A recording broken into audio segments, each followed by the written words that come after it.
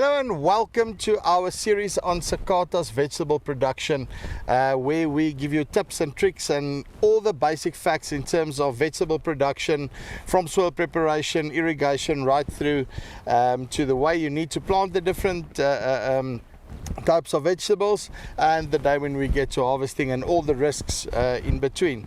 So Lolo, how are you doing? Good on yourself, Andre. No, good. Right.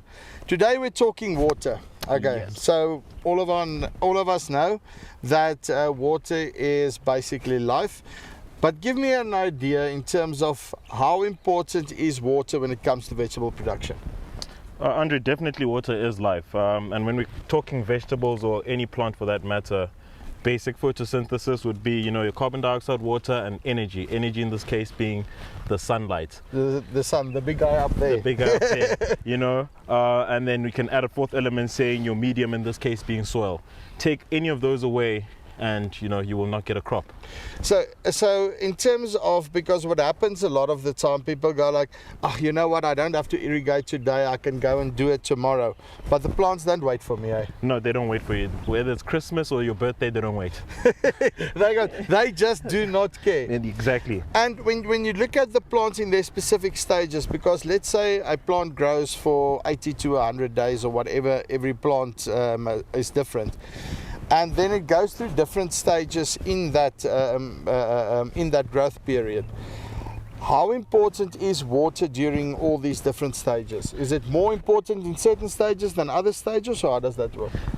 Water is important throughout the whole life. The question is how much.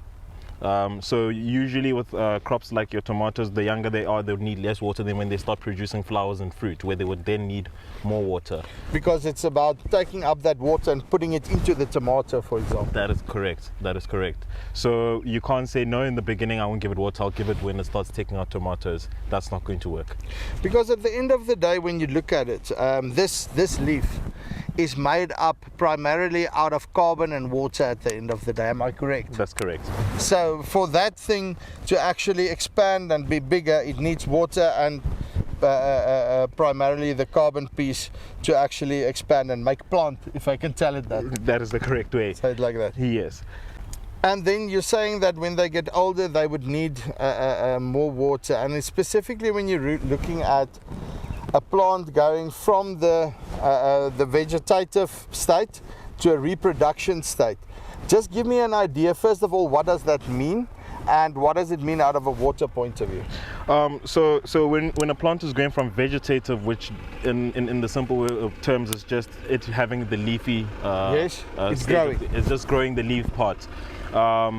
As opposed to reproductive is when now it decides it wants to make a flower or a head, because now it wants to start producing seed. Hence we say reproductive state. So that change would also come with a change in water requirements. Yeah. So in most cases when it goes into reproductive, it needs more water to sustain either a fruit or a head. In this case of the broccoli, would be the head there. To maintain that, it will need more water.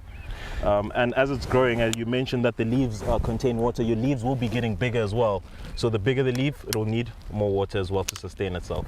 So the other question in this is just that this is just a plant. The same way that it doesn't care about Christmas or your birthday or whatever the case might be, it just wants to reproduce. It just wants to say, okay, I've got X amount of elements, and I just need to produce as many seeds or whatever the case might be, fruits, to be able to reproduce and have my offspring, because that is my sole purpose in life. Am I correct? That is correct.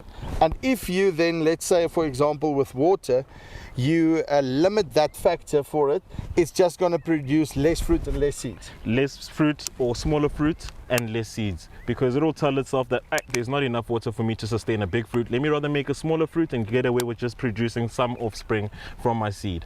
And that's where we then get a yield reduction at the end of the day. That is correct. So very important that we make sure that we give enough water at the correct stage for the plant, but also not too much. Am I right? That is very correct. Another mistake a lot of people do is giving too much water. And just like you as a human being, if I just give you more and more water, you're going to suffocate. Exactly. So other people end up suffocating their plants.